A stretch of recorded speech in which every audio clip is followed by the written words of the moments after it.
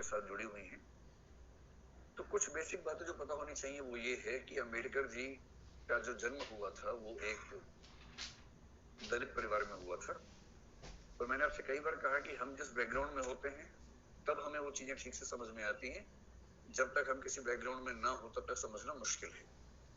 आपने सुना होगा एक जाति है महाराष्ट्र में महार नाम की, उस जाति से उनका संबंध था।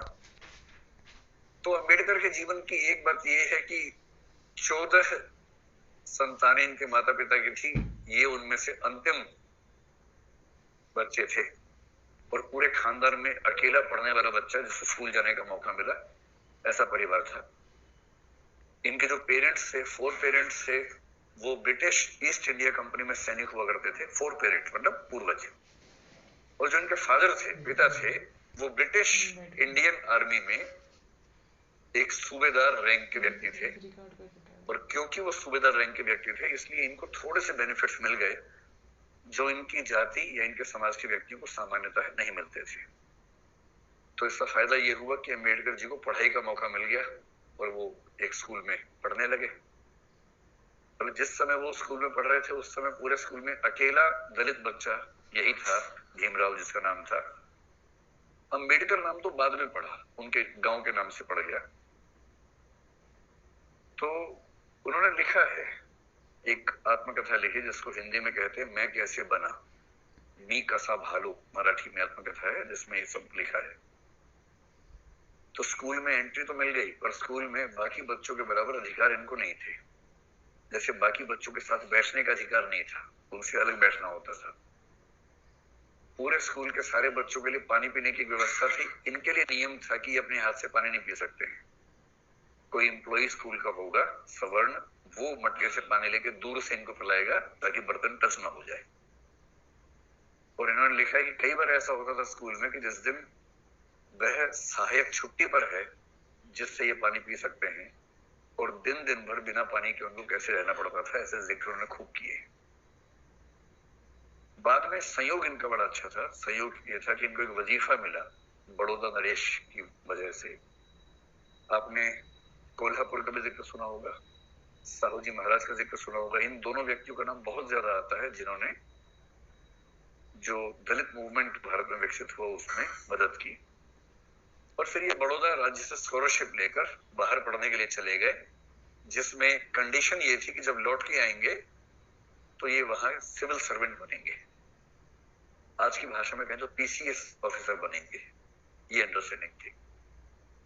फिर इन्होंने कोलंबिया विश्वविद्यालय जो अमेरिका में है वहां से, और फिर यूके से भी, यूके में अगर मैं ठीक ध्यान कर पा रहा हूं तो कैम्ब्रिज में शायद ये थे, मैं आपको बताता हूँ, London school of economics LSE, UK में लंदन स्कूल ऑफ इकोनॉमिक्स।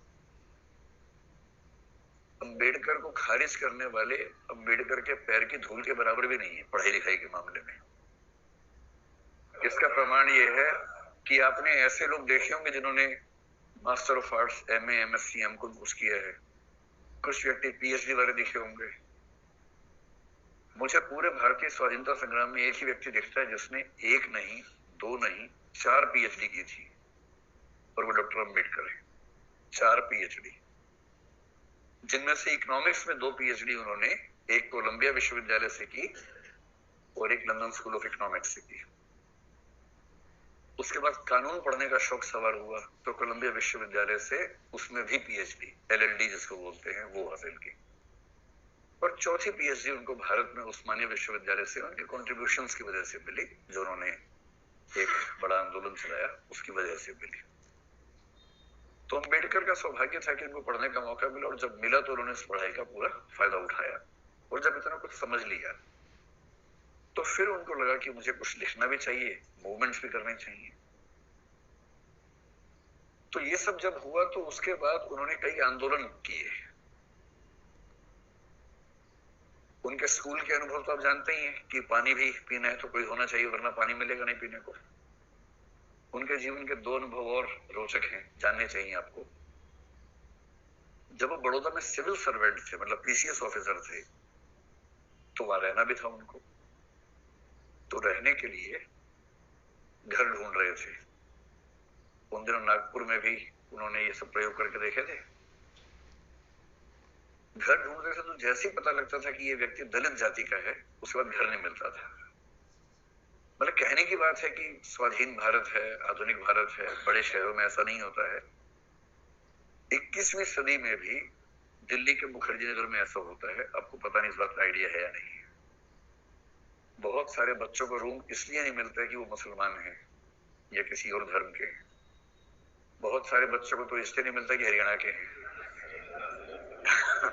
मैं तो खुद वहां से हूँ। लेकिन ये ट्रेंड पिछले 5-7 साल का है, उसमें उनकी भूमिका भी ठीक ठाक रही है ऐसा ट्रेंड बनाने में। और अगर कोई बच्चा दलित बैकग्राउंड से है, उसको कमरा मिले, इसमें भी रिस्क है कि शायद ना मिले। आपको आश्चर्य होगा, लेकिन ऐसे केसेस हुए हैं पिछले 10 साल के अंदर, बहुत बड़े केसेस हुए हैं मुखर्जी नगर में ही। तो अंबेडकर ने कई घर ढूंढे, कोई घर उनको नहीं मिला, सिर्फ इसलिए कि वो शूद्र थे। अंत में एक घर उनको मिल गया। उनका दोस्त और वो गए बात करने के लिए, बातें हुई, पढ़ा लिखा आदमी था। मकान मालिक ने पूछने की जरूरत ही नहीं समझी कि आप किस जाति से। इन्होंने बताया नहीं। ये क्यों बताया? तो घर मिल गया रहने को, उसमें रहने लग गए। और फिर एक दिन जब सुबह उठे तो इन्होंने सुना कि बहुत शोर आ रहा है आसपास में।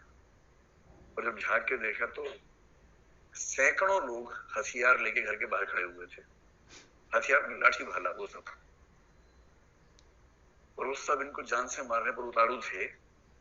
मकान मालिक भी उसमें शामिल था कि मुझे बिना बताए मेरे घर में आके रहा और मेरे घर को अपवित्र कर दिया इस आदमी ने। और उस दिन काम तमाम था, लेकिन एक दो मित्रों के सहयोग से पता नहीं कौन से रास्ते से निकले और जान बची। और ऐसा एक और वाकया हुआ। एक नदी पार करनी थी एक भाषण देने के लिए। तांगे वाले 3-4 से सबने मना कर दिया, एक ही तैयार हुआ। उस तांगे पर बैठ के नदी पार कर रहे थे। रास्ते में पुल, उस समय बहुत कच्चे टाइप का पुल था, और रास्ते में उस तांगे का पहिया निकल गया और तांगा नदी में गिरते गिरते बचा। खैर ये बच गया किसी तरह से। बाद में पता चला कि वो एक साजिश थी कि इस व्यक्ति को नदी के ऊपर ले जाओ और जो पहिया है उसको लूज कर दो ताकि रास्ते में